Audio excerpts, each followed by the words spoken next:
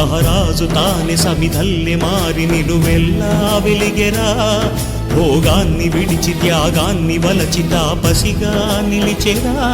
జనక్షేమమే తన సంకల్పముగా, తన ఊపిరి హోమజ్వాలలుగా, స్వర్గాన్నే శాసించెనురా, అమృతమును ఆహ్వానించెనురా.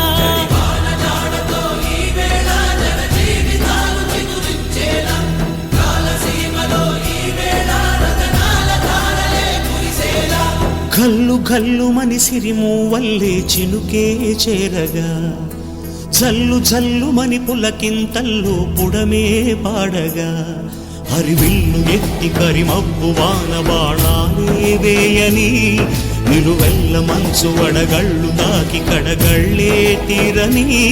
జడివాన జాడతో ఈ వేళ జన జీవితాలు చిగురించేలా, రాలసీమలో